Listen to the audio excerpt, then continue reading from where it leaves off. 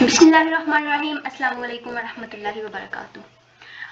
उम्मीद है आप सब खैरियत से होंगे। आपको हमारे YouTube channel Crossroads of Science में दिल की गहराइयों से खुशामदीद कहते हैं। तो जो हमारे पास नेक्स्ट ब्रांच ऑफ केमिस्ट्री है वो है industrial chemistry.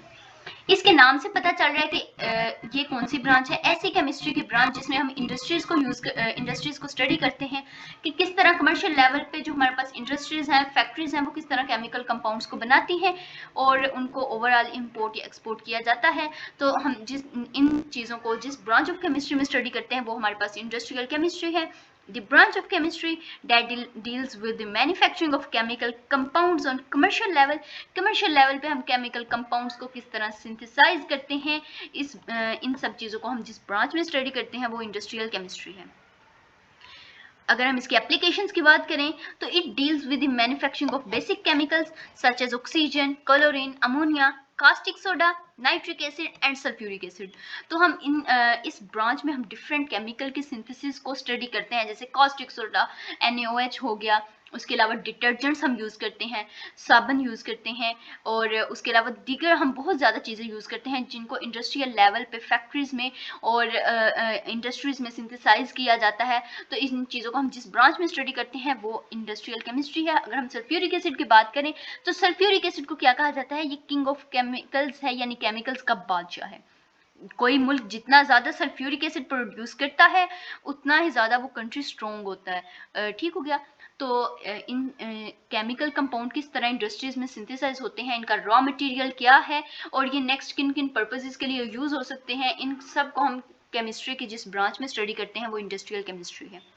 These chemicals provide the raw material for many other industries such as fertilizers, soap, textile, agriculture products, paints and papers। तो ये इंडस्ट्रीज क्या करती हैं, दूसरे केमिकल की सिंथेसिस के लिए दूसरी इंडस्ट्रीज को रॉ मटेरियल प्रोवाइड करती हैं। जैसे अगर हम कास्टिक सोडा की बात करें तो इस इंडस्ट्री में क्या होता है, कास्टिक सोडा जिस इंडस्ट्री में बनता है वहाँ पे NaOH यानी NaOH प्रोड्यूस हो रहा है। तो NaOH क्या है, दूसरी इंडस्ट्रीज में यूज़ होता है, दूसरी इंडस्ट्रीज इसको यूज़ करती हैं। सोप इंडस्ट्री में यूज़ होता है, टेक्सटाइल में यूज़ होता है NaOH। उसके अलावा अगर हम अमोनिया की बात करें तो अमोनिया क्या है, केमिकल है और ये इंडस्ट्री इसे बनाती है वो इसको नेक्स्ट एक्सपोर्ट कर देती है और यही अमोनिया फर्टिलाइजर्स यानी खादें वगैरह बनाने के लिए यूज़ होता है, जो हम क्रॉप्स में यूज़ करते हैं, एग्रीकल्चर प्रोडक्ट्स बनाने में यूज़ होता है। इसी तरह दूसरे केमिकल नाइट्रिक एसिड हो गया, सल्फ्यूरिक एसिड हो गया, ये पेंट और पेपर इंडस्ट्री में यूज़ होते हैं। अगर हम पावर प्लांट्स की बात करें, कोई भी पावर प्लांट है तो वो भी क्या है, एक केमिकल इंडस्ट्री है जो कोई ना कोई चीज़ प्रोड्यूस कर रही होती है। तो जितनी भी इंडस्ट्रीज़ हैं उन सबको हम इंडस्ट्रियल केमिस्ट्री में ही स्टडी करेंगे। नेक्स्ट जो हमारे पास ब्रांच है वो है इन्वायरमेंटल केमिस्ट्री। इसके भी नाम से पता चल रहा है कि ये ऐसी ब्रांच ऑफ केमिस्ट्री है जिसमें हम इन्वायरमेंट को स्टडी करते हैं। इन्वायरमेंट के कंपोनेंट क्या है, ह्यूमन एक्टिविटीज़ जो है इन्वायरमेंट को किस तरह इफेक्ट कर रही हैं, हमारा इन्वायरमेंट दिन ब दिन ज़वाली की तरफ बढ़ रहा है, इसकी क्या वजूहात हैं, तो इन सबको हम इन्वायरमेंटल केमिस्ट्री में स्टडी करते हैं। The branch of chemistry in which we study about the components of the environment, यानी इन्वायरमेंट में पानी का प्रपोर्शन कितना है, हवा कितनी है, हवा में कौन कौन सी गैसेज हैं, उनका प्रोपोर्शन क्या है, and the effect of human activities on the environment, और ह्यूमन एक्टिविटीज़ का इन्वायरमेंट पे क्या असर है, क्या इफेक्ट है, उसका क्या इम्पैक्ट है, इन चीज़ों को हम इन्वायरमेंटल केमिस्ट्री में स्टडी करते हैं। इसकी एप्लीकेशंस में बात करें तो environmental chemistry is related to other branches like biology, geology, ecology, soil and water. तो इसमें क्या होता है, इसमें हम इन्वायरमेंट के जो कंपोनेंट है उसको स्टडी करते हैं, बायोटिक कंपोनेंट को स्टडी करते हैं, लिविंग कंपोनेंट्स को स्टडी करते हैं, abiotic component, non living component को स्टडी करते हैं, हवा क्या है, मिट्टी क्या है, इन्वायरमेंट पे इनका रोल क्या है, किस किस प्रपोर्शन में ये मौजूद है, the knowledge of the chemical process taking place in environment, environment के अंदर कौन कौन से केमिकल रिएक्शन डेली बेसिस पे हो रहे हैं और कौन सी ह्यूमन एक्टिविटीज़ हैं जो इन नेचुरल प्रोसेसेस को अफेक्ट कर रही है, जिससे हमारा इन्वायरमेंट जो है वो पोल्यूटेड होता जा रहा है, हमारे इन्वायरमेंट पे इसका इफेक्ट है। अगर हम बात करें इसके एग्जाम्पल्स की तो इन्वायरमेंटल केमिस्ट्री में क्या है, हम कहते हैं जिस दिन ब दिन आलूदगी का तनासुब बढ़ता जा रहा है, तो ये क्या है, आलूदगी किस वजह से हुई है, ह्यूमन एक्टिविटीज़ की वजह से कि इंडस्ट्रीज़ का हमने बहुत ज़्यादा यूज़ करना शुरू कर दिया है और हमने कोई चेक एंड बैलेंस नहीं रखा है। इंडस्ट्रीज़ का जो धुआं है, जो फैक्ट्रीज़ का गंदा पानी है, धुआं वगैरह है, वो उसी तरह हम नेचुरल इन्वायरमेंट में डिस्चार्ज करते जा रहे हैं, जिसकी वजह से हमारा इन्वायरमेंट जो है बहुत ज़्यादा पोल्यूटेड होता जा रहा है, हमारी हवा जो है बहुत ज़्यादा गंदी हो चुकी है और हमारा पानी भी है बहुत ज़्यादा पोल्यूटेड हो चुका है। तो इन ह्यूमन एक्टिविटीज़ का इन्वायरमेंट को ख़राब करने में क्या रोल है, किस तरह ह्यूमन एक्टिविटीज़ का इन्वायरमेंट पे इफेक्ट है, इस चीज़ को हम किस में स्टडी करते हैं, इन्वायरमेंटल केमिस्ट्री में स्टडी करते हैं। इसके अलावा हम बहुत ज़्यादा एग्जांपल्स भी देख सकते हैं।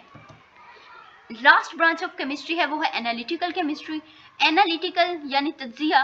तो ये केमिस्ट्री की ऐसी ब्रांच है जिसमें हम किसी भी कंपाउंड की एनालिसिस करते हैं, देखते हैं कि वो केमिकल कंपाउंड कौन सा है, उसको आइडेंटिफाई करते हैं। कोई भी अननोन सैंपल है उसको आइडेंटिफाई करते हैं, उसको दीगर कंपाउंड से सेपरेट करते हैं। ये क्या है, एनालिटिकल केमिस्ट्री है। Analytical chemistry branch is the branch of chemistry that deal with the separation and analysis of sample। हमारे पास कोई भी अननोन एक सैंपल आ जाता है, हमने उसमें पर्टिकुलर कंपाउंड को डिटेक्ट करना है। जैसे लैब में ब्लड टेस्ट होते हैं, उनमें ब्लड में डिटेक्ट करना है कि इसमें किस चीज़ में, ब्लड में किस चीज़ का लेवल ज़्यादा है, प्लेटलेट्स का लेवल ज़्यादा है या कम है, आरबीसीज रेड ब्लड सेल्स का, वाइट ब्लड सेल्स का। तो हम क्या करते हैं, जो हमारे पास सैंपल है पहले तो हम उसको आइडेंटिफाई करते हैं कि ये कौन सा सैंपल है, फिर उसमें से चीज़ों को सेपरेट आउट करते हैं, उसके एनालिसिस करते हैं और पर्टिकुलर हम रिजल्ट प्रिपेयर करते हैं। तो एप्लीकेशंस क्या है, this separation is carried out prior to qualitative and quantitative analysis. Qualitative analysis provide the identity of substance. तो क्वालिटेटिव एनालिसिस में क्या है, हम कंपोजिशन देखेंगे कि ब्लड में कौन कौन सी चीज़ मौजूद है। On the other hand quantitative analysis determine the amount of each component present in this. तो क्वांटिटेटिव एनालिसिस में क्या है, हम देखेंगे कि इसमें कौन सा कंपाउंड कितनी मिकदार में मौजूद है। सबसे पहले हमने सैंपल लिया, यानी ब्लड सैंपल है, उसको आइडेंटिफाई किया, आइडेंटिफाई कर लिया कि ये जो ब्लड सैंपल है, फिर हम उसकी क्या करेंगे, क्वालिटेटिव एनालिसिस करेंगे, डिफरेंट टेस्ट अप्लाई करेंगे और देखेंगे कि इसमें से कौन कौन से कंपोनेंट मौजूद हैं। क्या इसमें क्या है, बिलिरुबिन मौजूद है, वाइट ब्लड सेल्स हैं, प्लेटलेट्स हैं, रेड ब्लड सेल्स हैं और भी दीगर कंपोनेंट्स ब्लड में मौजूद हैं। ठीक हो गया। नंबर 2 पे हम क्या करेंगे, उसमें देखेंगे क्वांटिटेटिव एनालिसिस करेंगे, देखेंगे बिलिरुबिन कितनी है, रेड ब्लड सेल्स कितने हैं, वाइट ब्लड सेल कितने हैं और क्या है, प्लेटलेट्स कितनी हैं। Hence in this branch different technique and instrument used for analysis. तो इसमें डिफरेंट किस्म की टेक्निक्स जो है यूज़ की जाती हैं, डिफरेंट किस्म के टेस्ट अप्लाई किए जाते हैं, इंस्ट्रूमेंट यूज़ किए जाते हैं।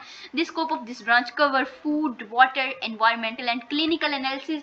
तो क्लिनिकल एनालिसिस में ब्लड आ गया, एनवायरमेंटल एनालिसिस यानी अगर हम वाटर का सैंपल चेक करना चाहते हैं तो क्या होगा, हम वाटर के सैंपल लेंगे, वाटर के सैंपल को आइडेंटिफाई करेंगे, उसको लेबलिंग वगैरह करेंगे कि इस टाइम पे लिया, तो उसके बाद हम उस पर डिफरेंट टेस्ट अप्लाई करेंगे। फिर हम देखेंगे कि वाटर में कौन कौन से कंपोनेंट मौजूद हैं, क्या ये सिर्फ मिनरल वाटर है, प्योर वाटर है, या इसमें दूसरे कंपाउंड्स भी प्रेजेंट हैं, क्लोरीन प्रेजेंट है, क्या इसमें कैल्शियम प्रेजेंट है, तो हम उनको देखेंगे। फिर हम देखेंगे कितनी मिकदार में प्रेजेंट है, फिर हम तो ये क्या है, इसकी डिटेक्शन हो जाएगी, एनालिसिस हो जाएगी।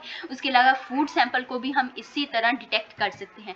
उम्मीद है आपको आज का लेक्चर समझ आया होगा। अगर आपको किसी किस्म की कन्फ्यूजन है तो आप कमेंट सेक्शन में हमसे रब्ता कर सकते हैं, इंशाल्लाह आपको जवाब ज़रूर दिया जाएगा। अपना बहुत सारा ख्याल रखिएगा, इंशाल्लाह अगले लेक्चर में मुलाकात होगी, तब तक के लिए अल्लाह हाफिज़।